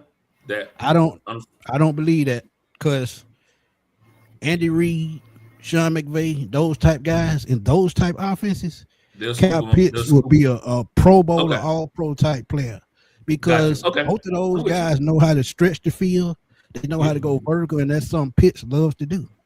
So, all right, so we'll take Pitts out. So you still got Bijan, you still got Drake. Now, granted, you don't have a first round pick, right? But you can find a dime a dozen in wide receivers in the second and third round, and then you let Mooney wide receiver deep at wide receiver in this draft. Correct. Yeah, so you can find you somebody and then you can find you a tight end to replace Pitts as well, second, third round. So I think I was trying to say, Ho, I think the right coach, there's not really much that needs to be done to the team. You really just got to get the right coach in there, and that's why I was asking. And I mean, granted, you don't have the answer. We haven't heard. I almost don't want to retread. We were bringing up retreads. Can we do some homework and take a flyer? I mean, maybe you get the guy from Seattle, but I really want to get somebody in here, young-minded, think outside the box, and come out and do some things. That's and give him a full, give him a full 3 year. Kubiak that guy. Okay. Kubiak is that guy, and he's that guy. He'll keep the offense. He'll keep the offense and keep the talent. Now he can work with this talent. Right. Okay. Right. Because if you look at, I was reading a couple of weeks ago, I was looking at a chart, and I actually did a show about it. When it comes to dynamic of the offense and being able to spread the ball around, Clint Kubiak is the best at that. Guess who near the bottom? The guy on our team. So when it comes to diversity in the offense, he's the best to do it, and he knows how to run the outside zone. So look, if you're right, if we get the right coach that can handle this offense, won't be no change. And I'm telling you, that's what the front office is going to demand, whoever they hire. So let it be somebody young, like you said, that's evolving, that's up to speed with what's going on, because Rich McKay, he's still in the 90s. So that's what you got to do. Look here, Antoine Quintoria Smith. I got a trade for you right now. That'll work right now. Here you go. Asa, I know you won't agree with this, but I'm going to make it anyway. If we'll give the Falcons Big Darnell Washington, know they'll use him out there. Y'all give us Drake London, and we'll call it even. I can't do that. No, can't do that one, Coach. He's 600 pounds, but I can't do that. Pittsburgh is, listen, now you're going to put your shank out on this one, Coach. Y'all in the same situation y'all been in the last 7 years. Who's your quarterback going to be? Hey, you had one. You had one that fell right to you at 22, and you said no. Now he out there. Ben Roethlisberger screwed the Pittsburgh Steelers upstairs 3 years too long. Let's keep it real. Think about it. They should have cut him when Mahomes, Deshaun Watson, and those guys came along, probably before then, because Jared Goff could have been a Steeler. Carson Wentz could have been a Steeler. Anybody but Ben Roethlisberger. Well, I mean, I agree with you on that one, Smith. But then, if what's the quarterback's best friend? Tight end. Well, in passing game, I was looking more so as running back. Yeah, so, that too. But so then they turn around. So then they turn around. Okay, you kept Ben 3 years too long, but then you can't get rid of your best running backs the next 2 years. Hey, so are you questioning the wisdom of Antoine Janarius Smith? Are you questioning him? No, I'm not questioning. I'm agreeing with him. I'm questioning the lack of wisdom your Pittsburgh Steelers have. Oh, I know you like to say stuff about the Steelers, and it's every week with you. But guess what? It's gonna come to an end after a while. Because I tell you what, 9-8. I know they're gonna be 9-8. I know they're gonna be 9-8. Okay, stop right there. And I want you to answer this question. And I want you to answer this question. I don't want nobody else to answer but you. How many years have the Steelers been 9-8 under Mike Tomlin? About 4 or 5? About 4 or 5? Is room temperature water warm? 3. Okay, 3. No. 3 out of 18 years they've been 9-8 or similar That's number. pretty good. But I tell you what, That's pretty good. you let Aaron Rodgers get in the playoffs, I guarantee you it's going to be a difference. Stay tuned. Watch now. I don't see it, Coach. He got one hand, coach, and his nose is pointing the other way. And yet he still got enough guts to run for a touchdown, and he still can throw bombs.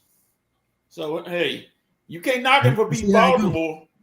He showed that speed on that touchdown Sunday too. That man, that he looked like a turtle with a backpack. And I don't care what, but he got in there though. He got in there.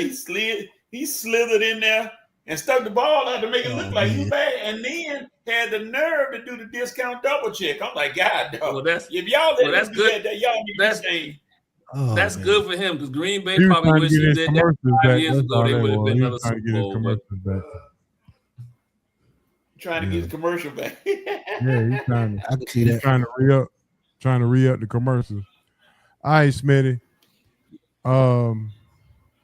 Have we seen the last of Tyler Algier in Atlanta? I hope not. That's one person we need to keep if they don't keep nobody else. They definitely need him. This is a 2-back league, and I'm telling you, this is why I said Bijan could be expendable because you're gonna still have him. You could bring in another running back from the draft to pair with Tyler Algier and still have a 2-back system. But it just all depends on what they want to do. You remember I asked you about Gibbs and Algier, right? If they would draft Gibbs that year instead of Bijan. I mean, I can't prove what we have. Gibbs would be doing the same numbers Bijan doing here. Bijan would be doing better numbers in Detroit. It's the scheme when it comes to that. It wouldn't be no different. Yeah, that's what I was just about to say. It's the scheme. It's the coach. The play caller would have been bad as well. So right, exactly. It would have made no difference. You just would have had 2 talented backs. Facts. That just the coach don't know how to use them. Pretty much. From Arthur Smith all the way to Zach Robinson. Why does the special team coach still have a job? I get they got caught one night at Magic City eating lemon pepper wing. That's the only thing I can think of. I mean, because it's ridiculous. And then the crazy thing about it, that's another retread. You talked about retreads earlier. He got fired when Dan Quinn got fired. So why would you bring him back when he wasn't doing the right job then? Yeah. That's what I'm saying. Raheem lost his own job. He's firing himself for, crazy, just simple mistakes, man. Simple mistakes. So you said they were going to fire Raheem at the end of the year or during the year?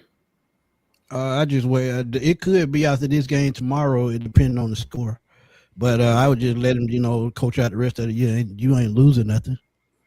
If he loses the rest of the game, you go fall the board in the second round, and that helps you because, you can trade that pick back depending on how far up you get. So it could work out either way.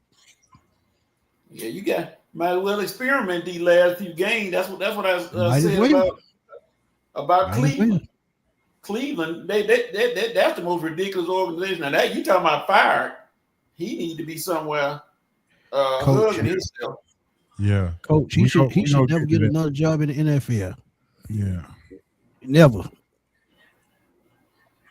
Definitely agree with that. But I'm sure we got some buses and bus stops on that. Oh yeah, for sure. Smith, I got one more question because then I'm gonna let you ride. All right, roll with it. If we had a chance to either get Mike Tomlin, Kyle Shanahan, or Mike LaFleur, who would you choose?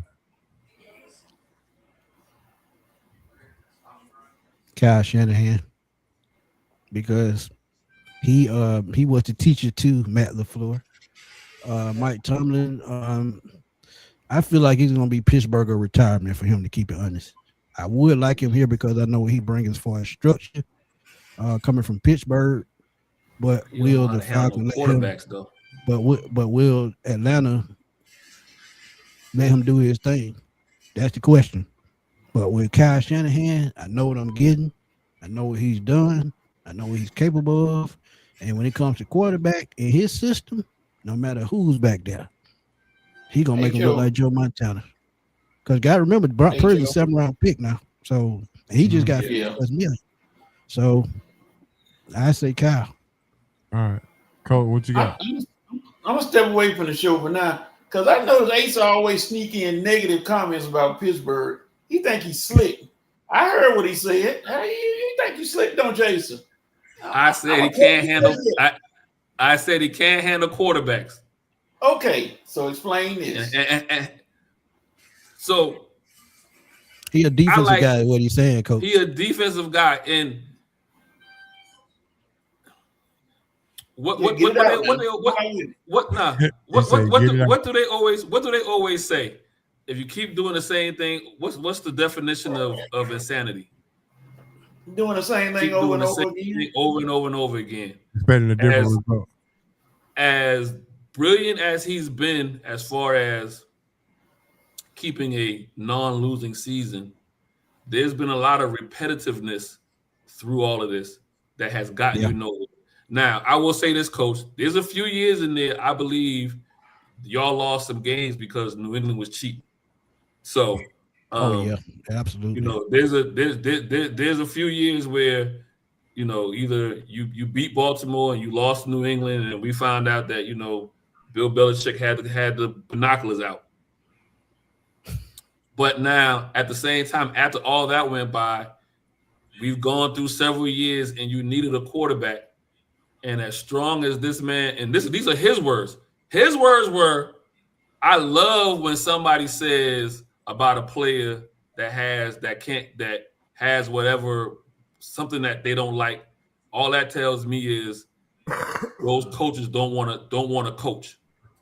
And you have this year when you need a quarterback, you need to get younger.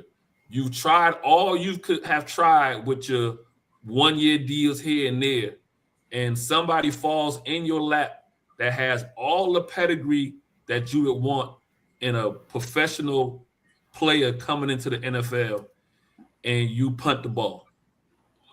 But now I'm gonna say one thing, then I'm gonna say another. It is amazing that you say that, and he makes the playoffs, even though he lost. He still makes the playoffs with guys like Trubisky, Duck Hodges, and those quarterbacks who ain't worth 2 dead flies on a mule.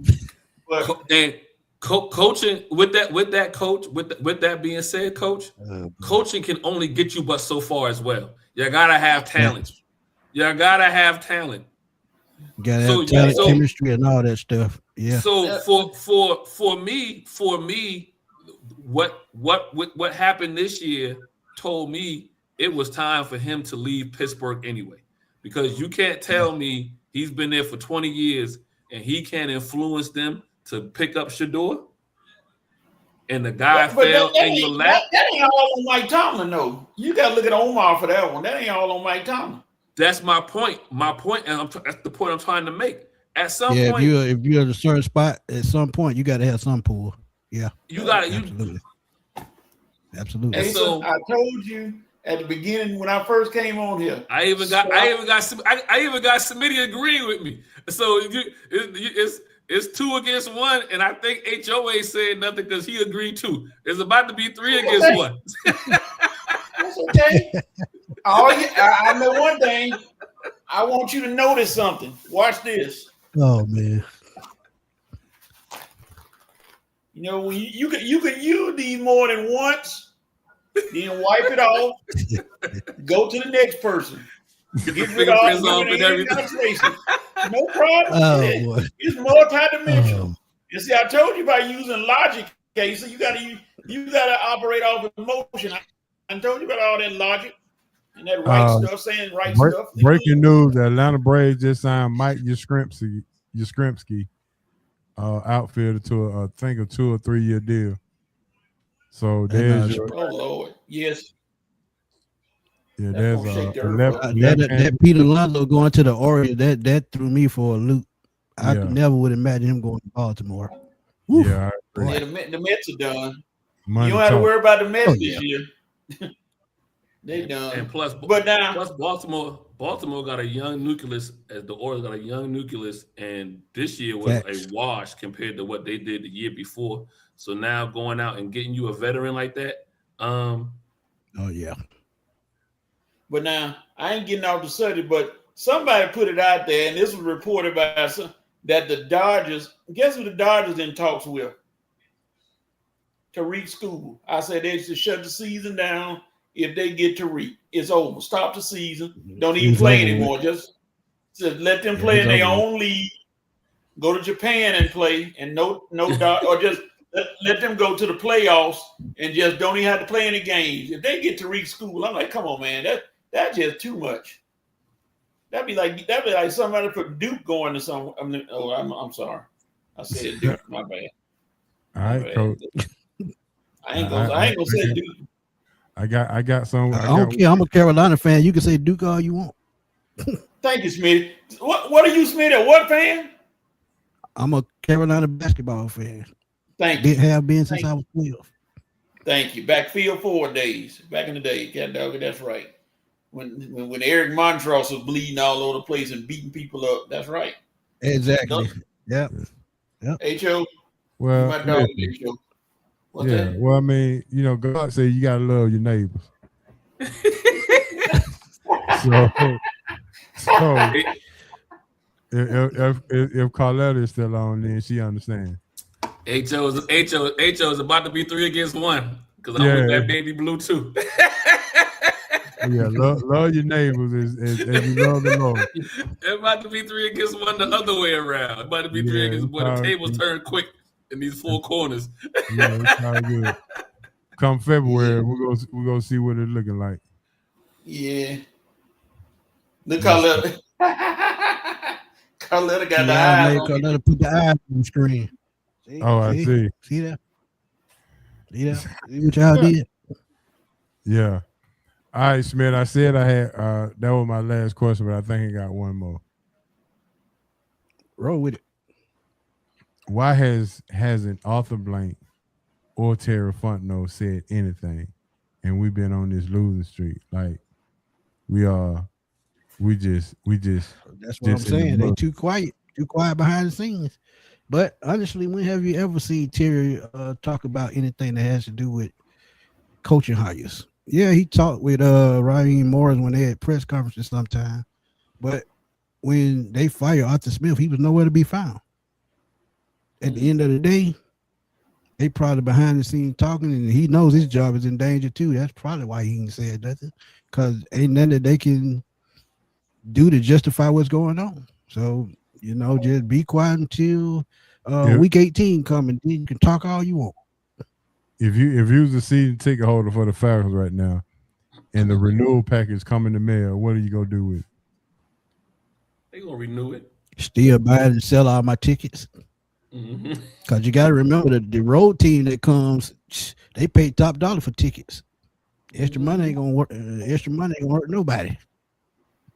Okay. All right, just Smith. being real, because I'll probably go to a game or two, but at the same time. All right, give me your Heisman pick right now. Ooh, man. You got Mendoza, you got Julian Sand, Love, and Pavia Diego from Vanderbilt. I gotta get to Mendoza because I remember I told y'all he was gonna be the first pick in the draft, and he showed it against Ohio State. Yeah, they didn't score a lot of points, but he prototypical size, good arm strength, smart in the pocket, can read coverages. Yeah, he's number 1 pick, so he should be the Heisman. But you know how the voters are. They popularity contest. But if I had a choice, it would be Mendoza. All right, question of the day: the biggest Heisman snub of all time. I'm gonna run this. Garrison Hurst. Point blank. Period. 92. Well, that's the Marshall Faulk year with Gina Torretta, right? No, Marshall Faulk was 90. Marshall and Gino I'm looking was at it. Gino was Yeah, 93. 92. I'm looking at it. Okay. It said 92. Yeah. So 92. Yeah, but I'm Marshall still going Faulk, Garrison, man. Yeah. All right, who he lose to? Who did we lose to? No, it who wasn't did Georgia Tech. Garrison lose the Heisman to? Who won the Heisman the year Garrison? You say Garrison should have won. Toretta was 93. 92. Toretta was 92. Toretta was 92. Yeah. Yeah. So yeah, Miami were undefeated. So I get it. And they actually beat Alabama that year. Okay, so ain't no sense in me going over the rest of these. Might change your mind. Tommy Frazier. No, I'm going with Garrison Hurst still. He lost to Eddie George. Tommy Frazier. They was undefeated. That was a good one. That back to back. That Nebraska team. They went undefeated that year. That Nebraska team. That Nebraska team is the only team that I think can handle that 01 Miami Hurricanes team. The only team. Okay, Larry Fitzgerald, 03, 22 touchdown, lost to Jason White. He played in Pittsburgh. He played in too bad of a conference, and he a wide receiver. Desmond Howard, the only reason he wanted to hire him because he played special teams too. Adrian Peterson, 2004, freshman, lost that to Matt Leinart. So that's another one that could have went the other way. But remember, he a freshman. They don't too much give it to freshmen, so I get that part. So Peyton Manning and Charles Woodson. Right. And Woodson only won because punt returner. And we got the George Rogers winning over Herschel Walker as well. Yeah, that's South Carolina, Georgia. I think Herschel was a true freshman. Yeah, and Rogers was a senior. Yeah, something like that. Yeah. And I think at that time there had only been one true freshman back in that was Archie Griffin, wasn't it? Yeah, Griffin. Yeah, so Ohio State. So I don't think because then Herschel won it the next year, right, in 81. Right. So they wasn't really trying to give him a freshman. I know we'll get to it probably when you're off. Mine is in Dominican Sue. Who he lose to? Ooh, that's a good one. Oklahoma. Was it Josh Heupel? If not Heupel, was the other joker, other quarterback, Oklahoma. If it wasn't Heupel. It wasn't Jason White. Jason White. That's the year Peterson and White. Okay, so then it must have been Heupel then. I know it was Oklahoma quarterback. Oh, okay. If I'm not mistaken, I can look it up real quick. But we had seen something we never seen before. We've seen a nose tackle dominate a game. Can I give a ball and bust before I get out of here? Yeah, go ahead, please do. I got to give a baller to Jalen Johnson, man. Jalen Johnson has been playing out his mind. He is the future of the Atlanta Hawks. People don't even see that. Mm-hmm. We still talking about Trey and what Trey got to do. Worry about what Jalen Johnson doing because at the end of the day, he gonna be the one to carry the Hawks. Trey just got to jump in and jump on board. If he can do that, we fine. But if not, it's gonna be the same thing. But y'all know who the bust is. I ain't even got to see it. It's got to be Raheem Morris. It's got to be. Because how do you sink a ship that bad in the last year and a half? Going from 6-3 to 6-19 in a year span. Who does that? Yeah, that's you got to throw some of the blame on the front office too, but Raheem Morris got to get my bust of the week.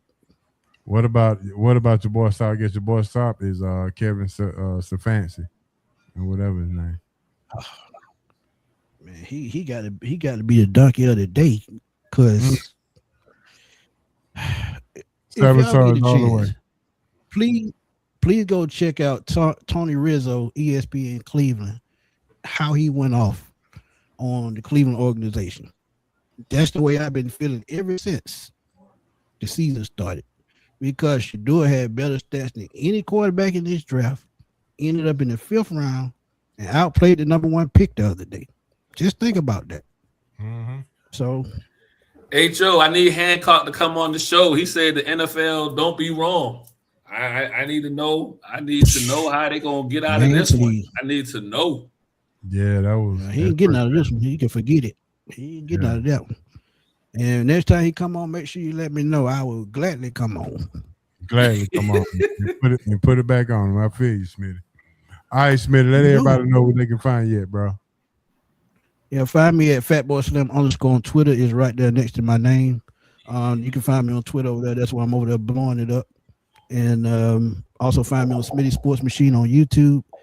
Catch me almost every day putting out content from latest headlines, debate topics, and also doing live streams on certain topics. So y'all can always come in and join me there as well. And I love the chat come in because I let them in the studio sometimes to get their opinion on Sundays. So y'all can catch me after the game tomorrow if y'all still up. I'll be up a little late tomorrow because we got an 8 o'clock game. So come on after the game, come on to the post game and come talk to me because I'll be in there probably, tell them to still fire Raheem, but hey, it is what it is. I would ask you what the score prediction would be, but I mean, it ain't been working. So. I tell you exactly what I said on the show last night, 31-17 Bucks. All right, well, good enough. I don't have no confidence no more. Yeah. Have you started the Fire Raheem t-shirts yet? You got them printed up? Nah, but I put that hashtag on Twitter and it almost went viral. Okay, yeah. Oh man. All right, Smitty, man. I appreciate it as always, bro. We'll talk to you soon, my guy. No doubt, my guy. See you soon. All right, man. Appreciate it. Smitty, always good, baby. Okay. Yes, No all doubt. right, ladies and gentlemen. My main man, Smitty Smith, just broke it down for me. He said he'll take Kyle Shanahan back. Now that caused a lot of stir up in a lot of Falcon fans. Colt, what you feeling about Shanahan coming back? Would you go for that? Oh, Coach done froze up over there. Coach. Yeah. What about you, Ace? You taking Shanahan back? Nah. I'm sometimes tired of these retreads. Yeah, you going with Kubiak, right? You like Kubiak? I like y'all sold me on Kubiak, yeah. Yeah, okay. I like Kubiak too. So yeah. Coach, I need you to holler at me. We're about to jump into this fun bag in the Bennett. You know I gotta have you for that. Oh, let me go on and get y'all finished up with the ballers and busters. Ace, did you did your baller, right? No, but yeah, go ahead. My ball is going. I mean, everybody should agree with this one. It's Shador. Shador, there you go. Yeah, I'm in the car. It's nothing to be said other than, imagine if he had an organization that wanted to pour into him. Mm-hmm. All right, give me your busters then.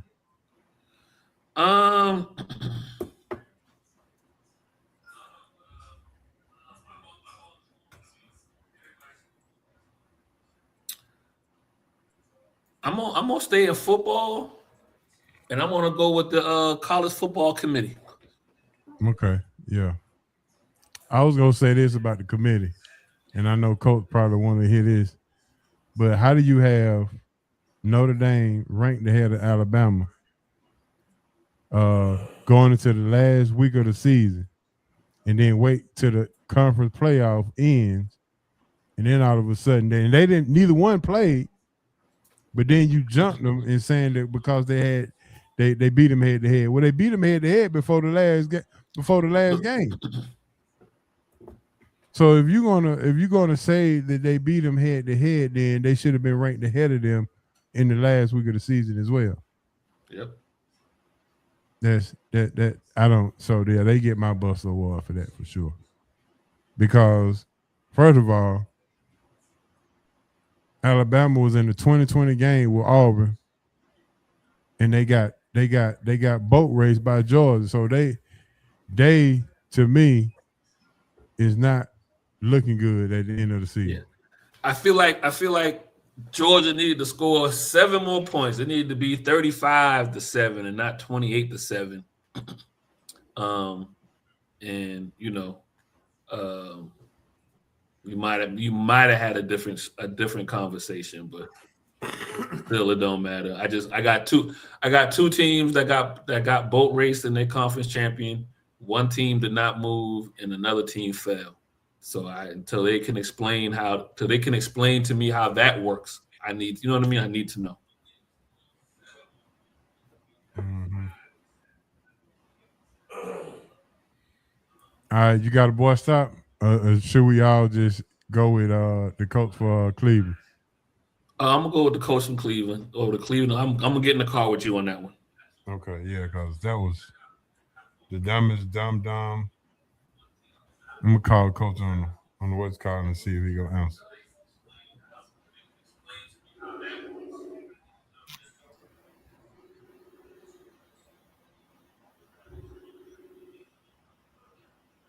I think coach taking a nap or he froze up one. I think he froze up. Oh, there you go. There you go. Coach, give me your bustle, coach. I'm gonna say I don't want to say Jalen Hurts. That's kind of obvious. I'm gonna go with the Clemson basketball team for blowing a 22-point lead last night against BYU and losing by 3 at the buzzer. Yeah, they just got out of play basketball. Me and Cuz sat there and watched. He just mentioned that. Yeah, AJ was his baller in Shador. That's got to be.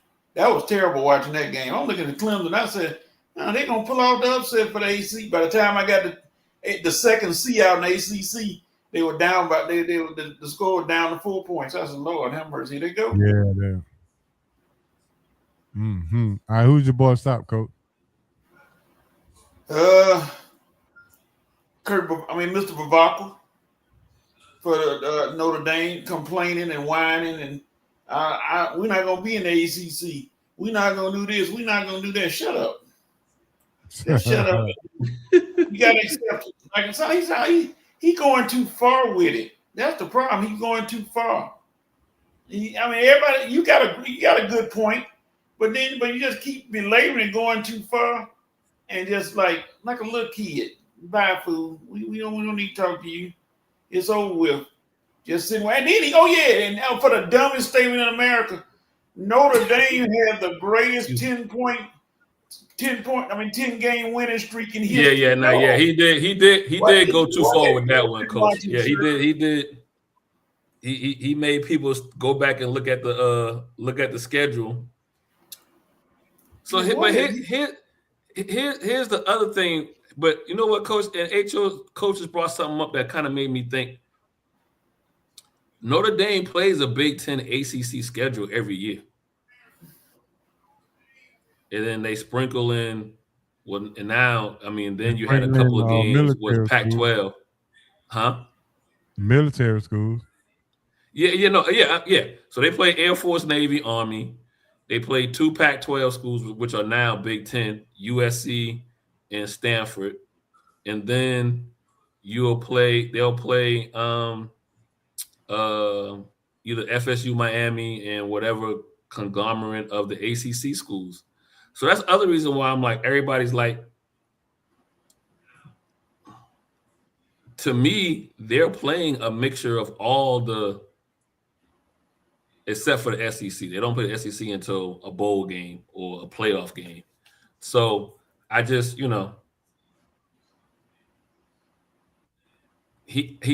Coach, he was going off on the ACC because he's saying, listen, during the regular season, when we go play a North Carolina or a Duke or a Wake Forest, we sell those stadiums out. Because normally during the regular season, those schools are getting about 75%. But when they get there, those games are probably sometimes televised. So I think he was mad with the ACC because even though he's not in their conference, he brings them money. They bring them money when they play him. Yeah, he brings them money for sure.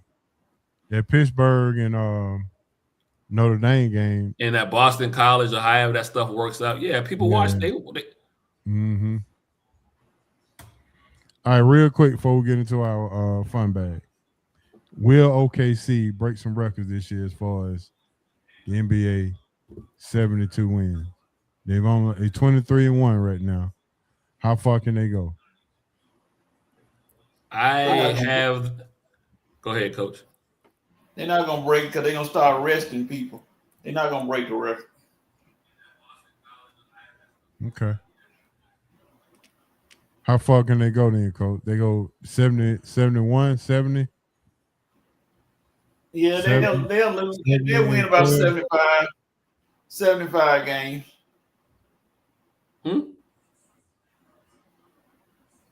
If they give 75, they break the record. That's the record, Coach. Oh, my bad. I'm just thinking about 82 games. That's what I was thinking about. Okay. They'll win 70. The record is 73, ain't it? Yeah. Okay. The title was 72-10. I mean, no, 72-10 Chicago, and then Golden State went 73-9. 73-9. Okay, 73-9. Yeah. All right. I got them at 74-8. So Ace is saying they go get it. Listen, they still don't have their best guy on the they still missing one of their best guys. Jalen playing now. He just started. He wasn't in for the first 20. He just started. Yeah, he just started. So, and they're young. I think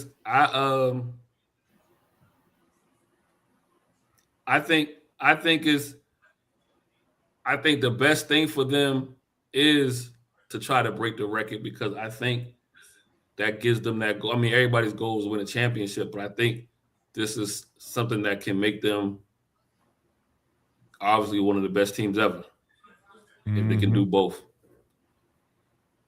All right, well, good. Yeah. Good deal. All right, Coach, let everybody know what time it is now, Coach. Well, Kroger's got bags. All they say you got to bring your own bag, and basically you take your stuff away, and they get nowadays college players getting bags, but ain't none of them got a fun bag. Nobody got a fun bag. You need to write that one down, Coach. I like that one. Yes, sir.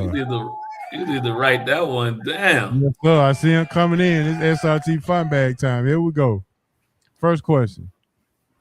If you was a kid, when you was growing up, if they paid you to eat a box of cereal for 1 week, which kind of cereal would you eat? Ooh, can I give two? I actually said one, but if you want to get two, then go ahead. I was a cereal kid back in the day. I still am. You know what I mean? Well, yeah, there you go. Yeah, mine would be a shock. Nobody would think about this one. I'm gonna go with Special K. Now they paying you to eat it now. Okay, give me Special K. Yeah, cause let them Frosted Flakes too. But I'm gonna go with Special K. Give me some Special K. I mean, you gotta put sugar on them, Coach. That's okay. A little dab of sugar and some cut up fruit like bananas or peaches. I'm about to say the Special K used to had the dried up strawberries in there. Them joints was good too. I'll tell you, I was a cereal connoisseur. Connoisseur. All right, well, give me your answer then. Mine gonna be honeycombs and apple jacks. I can't decide on which one. Not honeycomb. Yeah, honeycomb. Yeah. I'm gonna go the Tiger and Fruit Loops. Okay. I'm gonna go with the Captain Crunch all berries. Oh dang, yeah. Well, I know one ain't nobody going with doggone peanut butter crunch. Mess your mouth up. You ain't got a chance.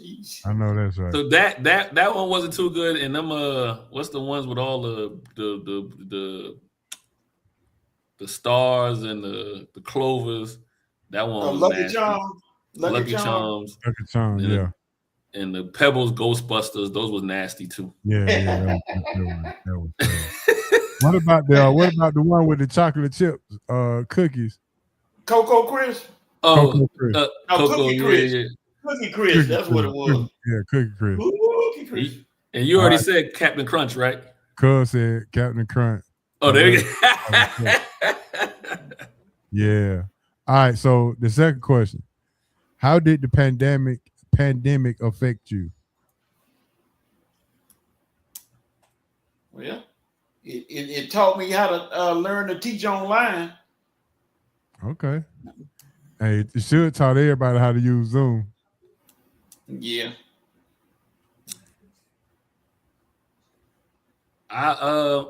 So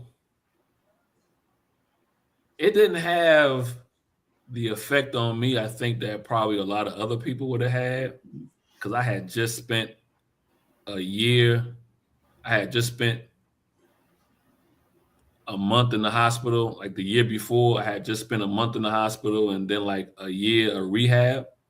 Yeah, I was the same way.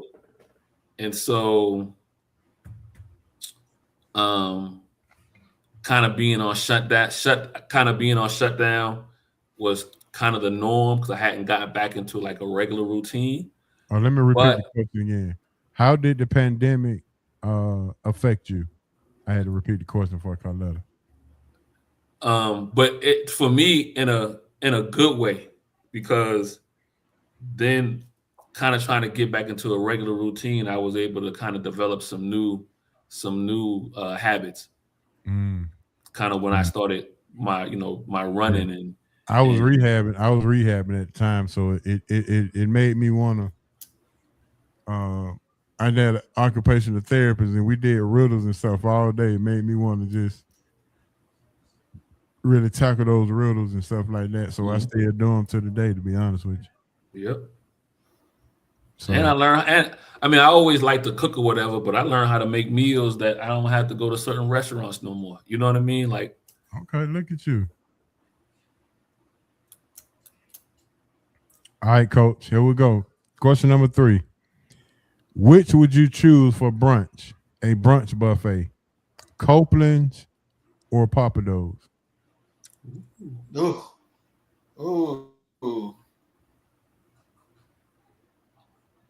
Okay, Carletta answered. She said it didn't actually.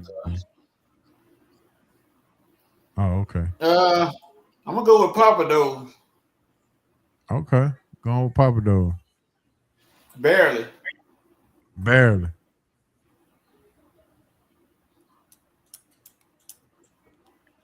Asa? Copeland's. Yeah. $34.99 now. Oh well, no, probably not. I got another place that I go to, but I'm gonna tell y'all off air. I'm gonna gatekeep this one. I'll let y'all know when we get off air. Yeah, I mean either one would be good, but I think Copeland's. Let me see.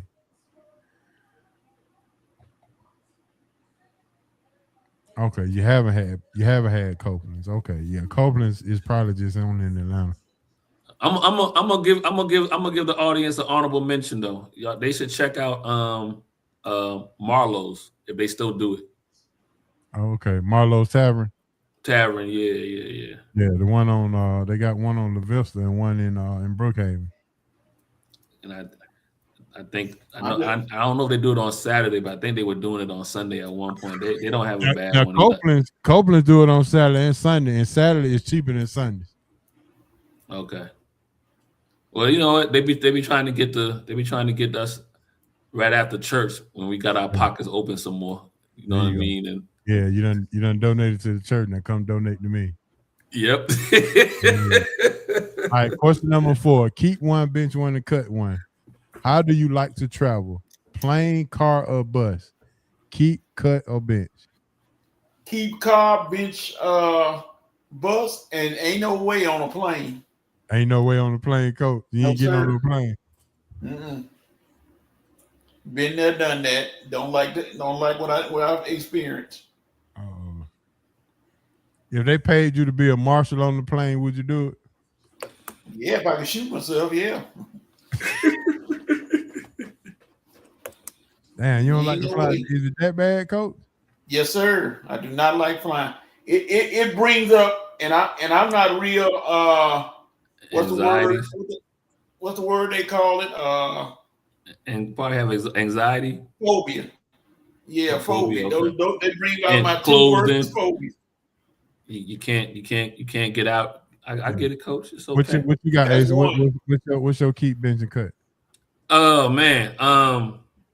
If I've already driven it before, then I'll fly. So I guess I say car. I'll bench the plane, and I wouldn't put my worst enemy on the On bus. the bus. Yeah, I took the bus to Miami one time, and it was. Took you 9 days, didn't it? I think it was It felt 18 like hours. 9 days. 18 hours to Miami. I could have obviously could have flown flyer, but I could have drove and been halfway back by the time you got to Miami the first time. Yeah, There's all them exactly. stops. You got all them stops. In the car, I drove back from Miami. It only took me 10 hours because I was rolling. Yeah. Yeah, I like to go anywhere by car. I can see what I want. And I can stop when I want. Main bench car, no bus. I understand that. Yeah. Okay, here we go. Question number 5. Do you believe what your horoscope says about you? Nope. You say no? Not at all. It don't say that good, coach? Hogwash. Matter of fact, let's see. I can prove that right now. I'm talking about just in general, not daily. Daily is hogwash for sure. But just in general, nope, what do you say? I still don't believe it. Nope, don't believe All right, it. so what you got? In general, yeah, I think in general, yes. But like you said, in daily, nah, I don't subscribe to it. You know what I mean? So, but you know, there are some things in which I can in general. But no, I don't subscribe to it. So yeah. Sometimes it's just the luck of the draw. Maybe some of that stuff is, but how can you determine how somebody would be if they have life experience? Because life experience changes some of your habits. Yeah. But then, like I said, when you mention the word general, I can say enough stuff that probably somebody can fit into a particular box all the time. You know what I mean? So, all right. Here's my favorite fun bag question for the week. If you had a chance to form a group, singing group, that is, rap group, singing group, gospel group, don't matter, with 4 being the max, who would you put together, dead or alive? ooh. Yeah, I'm waiting on coach of music guy. I'm waiting on him to put Isaac Brothers and Earth, Wind, and Fire together. No, that's too much. No. You said 4. Yeah, 4 is the max. You go put Ron Isley and Philip Bailey along with Lionel Richie and Al Jarreau. Nope. I'll take the dudes from that group from the that did Secret Garden. That'll be a good group right there. I'll take those 4. Because you got everything in that group. But we got a minimum. You got 4 is the max. That's what I'm saying. Yeah, James Ingram, Al.B. Sure, Michael Jackson, and Barry White. There you go. Okay, there you go. What you go name your group though? Love Language.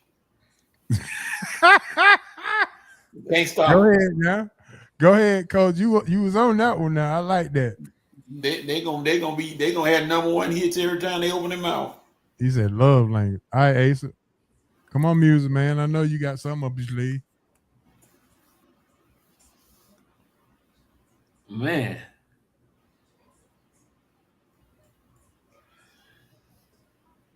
I'm sitting here because everybody that I like on the singing side, somebody got to take a back seat. Mm. And that's the problem. Trying to, you know what I mean? Like if I wanted to go Joe, Usher, you know what I mean? So, like, who gonna take that back seat? And so I'm trying to. Man, that's a hard one. You can work out here. I'm going gospel. I'm going gospel. Who you got? I'm going Michael Todd, Chance the Rapper.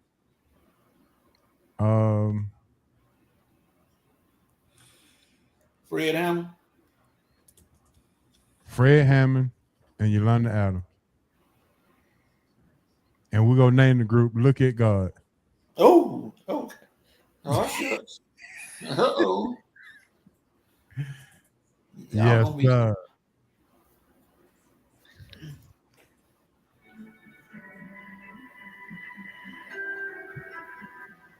All right, I ain't got one. I ain't got one. Naomi. Called Anointed by Fire. Okay. Okay. Go ahead, Carletta. Well, gotta have CC in there. We knew you was going with the gospel group though. MJ, Johnny. Oh, dog, I forgot about Stokely. Stokely, yeah, it's Big Z. 1, 2, 3, 4. Name of the group is 404. Hey, okay, now we get somewhere now. That's what I'm talking about. Boy, we finna start something. Mary J in there with them. Ooh. Yes, that was a good one. All right, here we go. Here go the money question. Uh-oh. What could you use today immediately? An 850 credit score, $1 million cash, or no mortgage or rent payment for the next 10 years? Well, if I could live in any house? Yeah, today. If you can do it right now today, which means tomorrow it starts. Play sports. Give me the meal. One time. Give you the money. Okay. Yeah, I can buy a house, pay a house off, and then use the money for some other stuff. Okay. What say you, Mr. Brown? I'm gonna get in the boat with Coach on that one. Give me the Give you the meal, huh?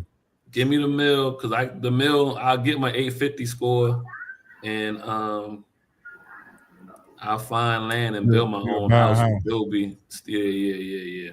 Carletta said, "Give me the money." Yes, sir. Now, Ho. Yes, sir. If you see me taking my glasses off, it's because what's the name that come on? What's that?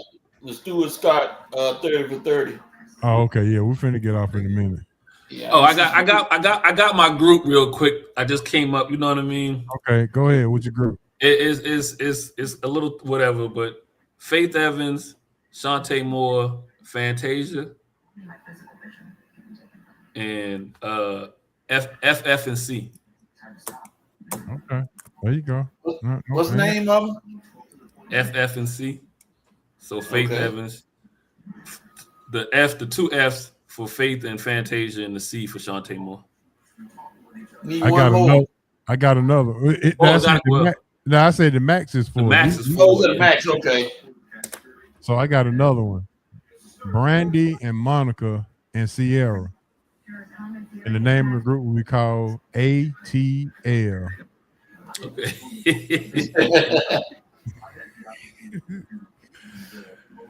All right, the last one for tonight, Coach. This is only for you.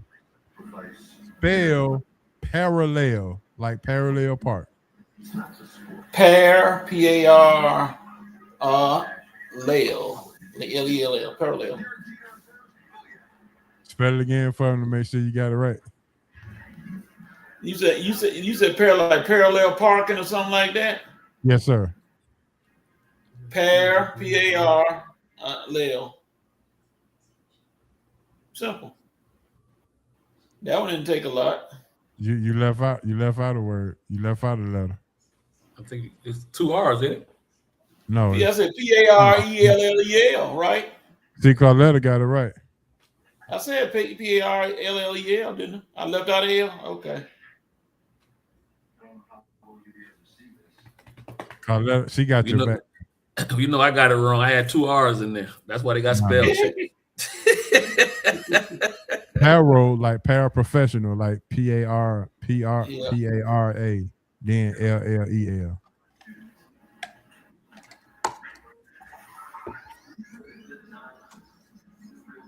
Carletta, she got your back, coach. Always. All right, y'all don't forget to play y'all 930 million. Yeah. Shout out. Yeah, when you hear the music, you know what time it is. It's time to get up out of here. Shout out to Asa, shout out to Coach, shout out to everybody tuning in, man. Been a great show, another great one. Episode 452. If you're feeling good, go ahead and play 452 as the Cash 3 number tomorrow.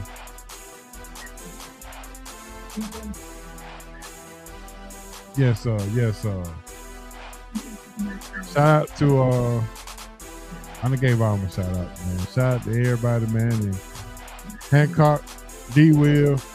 I'm interested to see what D Will say about Alabama making the playoffs with three L's. And they're not looking good. They leaking like a 76 Chevy. Hey, with no if they oil. lose Oklahoma again, he might be up out of there. Yeah. And look, and they go on the road. Yeah. Yep. Yeah, that's bad. All right, Asa, go ahead, give me your shout out. I mean, always to the two of y'all and everybody that the SRT family always have a good time. So appreciate you, HO. Appreciate you, Coach.